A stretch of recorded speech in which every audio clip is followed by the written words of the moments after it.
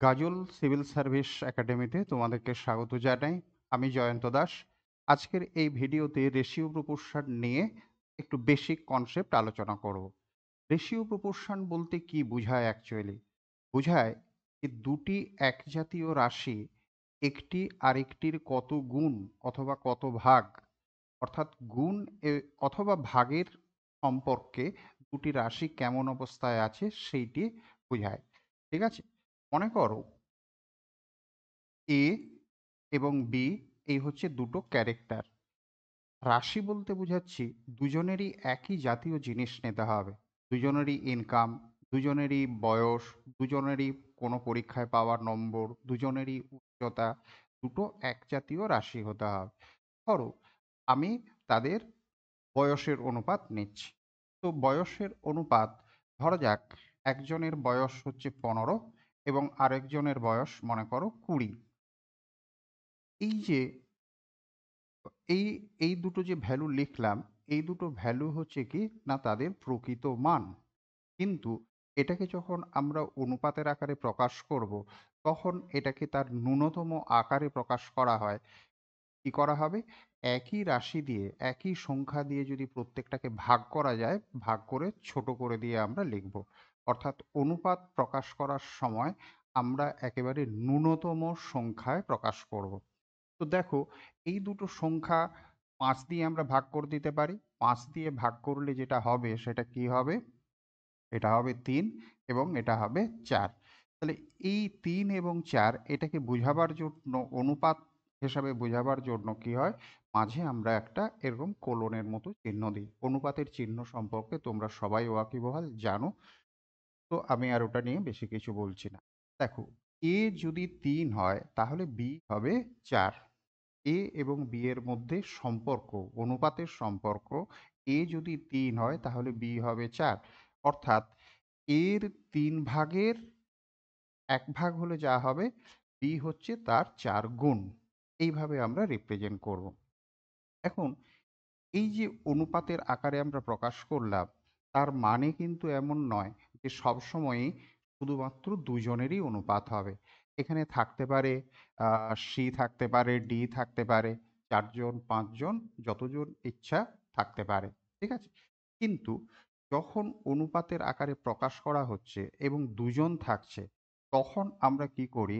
এই 3 এবং 4 এর একটা নির্দিষ্ট নামকরণ করে দিই। যখন দুটো পদ থাকে, যখন অনুপাতে দুটো পদ থাকে, তখন আমরা কি করি? এর একটা নির্দিষ্ট নাম করে দিই। তো এইটাকে বাংলায় বলা হয় কি? না, বাংলায় বলা হয় পূর্বপদ, অথবা ইংরেজিতে এটার নাম এরকম অ্যান্টি, সিই ডিই এনটি, অ্যান্টিসিডেন্ট। আর দ্বিতীয় যে পদটা, এই যে 4, এটার একটা নাম আছে, এটাকে বলা হয় পরপদ বা বা উত্তরপদ। উত্তরপদ এর ইংরেজি নাম একটাই, কনসিকোয়েন্ট, CONSEQUENT, কনসিকোয়েন্ট। ঠিক আছে? ভালো করে এবার একটা জিনিস, এখন এই যে 15 এবং 20 ছিল, এইটা ছিল তাদের, আমি বয়সের কথা ধরছিলাম, বয়সের প্রকৃত মান। কিন্তু সেটাকে যখন অনুপাতের আকারে প্রকাশ করা হলো, অনুপাতের সংখ্যা যেটা হলো, সেটা কি হলো? না, 3 এবং 4 হলো। এইটা কিন্তু প্রকৃত মান। তাহলে প্রকৃত মান থেকে আমরা কি দেখছি? এখানে 5 দিয়ে ভাগ, দুটোকেই একই সংখ্যা দিয়ে আমরা ভাগ করে এটা লিখেছি। ঠিক আছে? এবং অনুপাতের যখন দুটো পদ থাকছে, তখন আমরা প্রথমটাকে পূর্বপদ এবং পরেরটাকে পরপদ বা উত্তরপদ বলছি। ঠিক আছে? এখন যদি মনে করো 4টে 5টে পদ থাকে অনুপাতে, মনে করো আমি এখানে 5 দিলাম, এটাতে 3 দিলাম, তখন কিন্তু এদের আর নির্দিষ্ট কোনো নাম থাকে না। তখন এরকম বলা হবে, এই 3 হচ্ছে প্রথম পদ, 4 দ্বিতীয় পদ, এই 5কে আমরা বলবো তৃতীয় পদ, এবং 3কে বলবো চতুর্থ পদ। এভাবে থাকে। যখন দুটো পদ থাকছে, তখনই শুধু নির্দিষ্ট নাম থাকছে পূর্বপদ, পরপদ। যখন 2 এর বেশি পদ হচ্ছে, তখন আমরা প্রথম পদ, দ্বিতীয় পদ, তৃতীয় পদ, চতুর্থ পদ এভাবে মেনশন করে। ঠিক আছে? তাহলে প্রকৃত মান প্রকৃত মান এবং অনুপাতের সংখ্যা এই দুটোর মধ্যে ভালো করে সম্পর্কটা বোঝো। করো। এখন সবসময়ই যে ভাগ হয়ে হবে এরকম নাও হতে পারে। মনে করো যদি কোনো ক্ষেত্রে আহ, যদি কোনো ক্ষেত্রে এ এবং বি এর প্রকৃত মান মনে করো 1.5 আর এর হলো 2.5, কোনো একটা রাশি, সে উচ্চতা ধরো বা কি তাদের ইনকাম ধরো, কি তাদের পাওয়া মার্কস ধরো, এরকম একটা ভ্যালু হলো। এখন এই জিনিসটাকে যখন আমরা, এখন কিন্তু এটা পূর্ণ সংখ্যার আকারে নেই, তাহলে পূর্ণ সংখ্যার আকারে প্রকাশ করতে গেলে এক্ষেত্রে আমাদের কি করতে হবে? এক্ষেত্রে আমরা এক কাজ করতে পারি। চলো আমি দেখাই। এই দশমিক যদি উঠিয়ে দিই তাহলে এটাকে 15/10 লিখতে পারি এবং 25/10 লিখতে পারি। এটাকে অনুপাতে প্রকাশ করার জন্য আমরা ভগ্নাংশের মতো করে লিখব 25/10 বাই, সরি, প্রথমটা 15/10, দ্বিতীয়টা আছে 25/10, এটা লিখলাম। তো 15/10 ইন্টু 10/25, 10 ক্যান্সেল, 5 দিয়ে ক্যান্সেল করলে এটা 3/5 লিখতে পারি। তাহলে এই যে উপরে 3 এবং 5 রইল, এক্ষেত্রে কি হয়ে যাবে? আমরা 3/5 লিখতে পারি। দেখো, এক্ষেত্রে প্রকৃত মান কত ছিল? 1.5 ছিল, 2.5 ছিল, বাট অনুপাতের আকারে যেহেতু আমাদেরকে ন্যূনতম পূর্ণ সংখ্যার আকারে প্রকাশ করতে হয়, সেজন্য এটা প্রকাশ করে কি পেলাম? আমরা 3:5 পেলাম। তার মানে কিন্তু দেখো, এক্ষেত্রে কিন্তু ভাগ করতে হয়নি। আমরা যদি 1.5কে 2 দিয়ে গুণ করতাম এবং 2.5কে 2 দিয়ে গুণ করতাম, তাহলেই কিন্তু আমরা এই যে 3:5 এইটা পেতাম। ঠিক আছে? তাহলে প্রকৃত মান থেকে অনুপাতের সংখ্যায় পরিণত করতে গেলে সবসময়ই যে আমাদের ভাগ করতে হবে এমন না, দরকারে কখনো গুণ করতে হতে পারে। বাট ভাগ করলেও দুটো সংখ্যাকে একই সংখ্যা দিয়ে ভাগ করতে হবে, গুণ করলেও একই সংখ্যা দিয়ে প্রত্যেকটা সংখ্যাকে আমাকে গুণ করতে হবে। এইটা কিন্তু ভালো করে মনে রাখো। মানে ইচ্ছা খুশি আমি এখানে 2 দিয়ে গুণ করব আর এখানে 3 দিয়ে গুণ করব, সেইটা কিন্তু হবে না। যা দিয়ে গুণ করব সেই একই সংখ্যা দিয়ে অনুপাতে যতগুলো পদ থাকবে তার প্রত্যেকটাকেই গুণ করতে হবে, অথবা প্রত্যেকটাকেই একই সংখ্যা দিয়ে ভাগ করতে হবে। বাট অনুপাতে যখন প্রকাশ করব তখন পূর্ণ সংখ্যার আকারে থাকতে হবে। ঠিক আছে? আচ্ছা, এবার আমরা আরেকটা বেসিক কনসেপ্ট বুঝে নিই। মনে করো আমি একটা অনুপাত নিলাম, একটা সংখ্যা নিচ্ছি 15 এবং 20, এইটা ধরো প্রকৃত মান।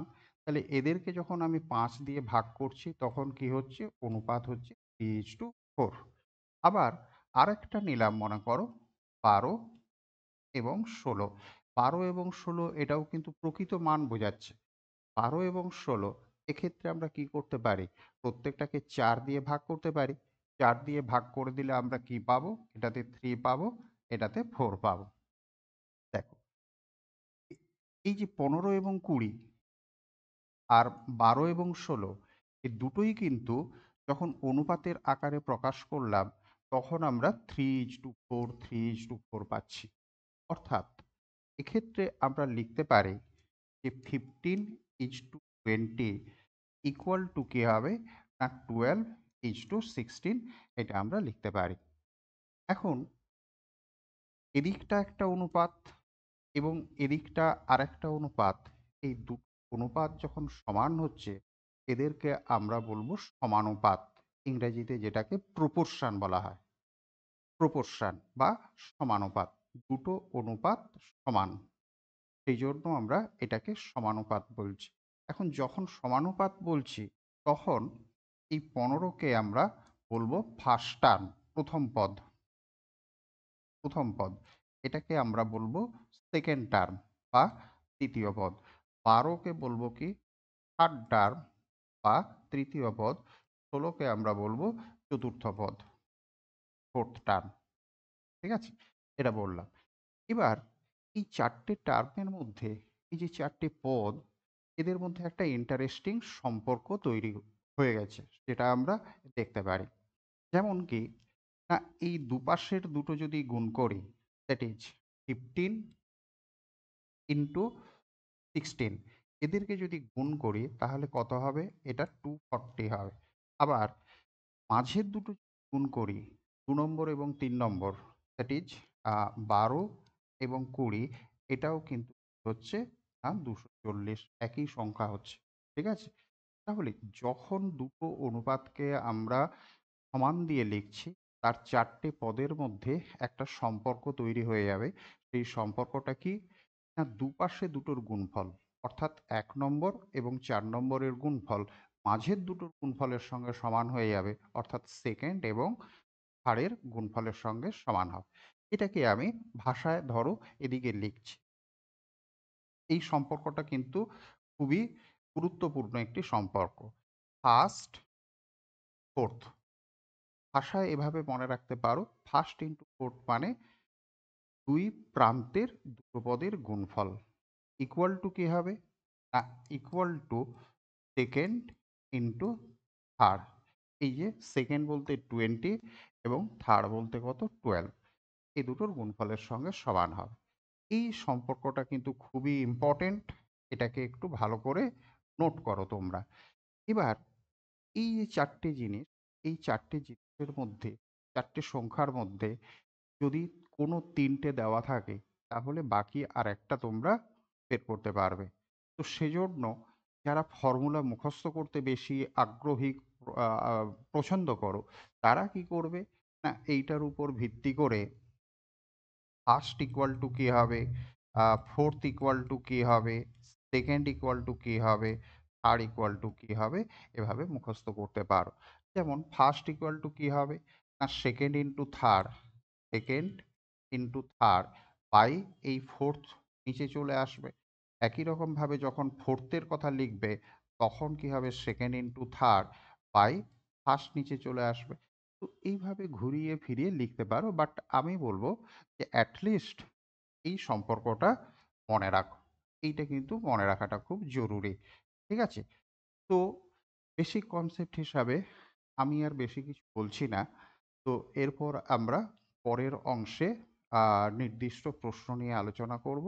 সে ভিডিওগুলো অবশ্যই দেখবে। কিন্তু তার আগে এই ভিডিওটাকে দরকারে একবারের জায়গায় দুবার দেখো। ঠিক আছে? থ্যাংক ইউ তোমাদের।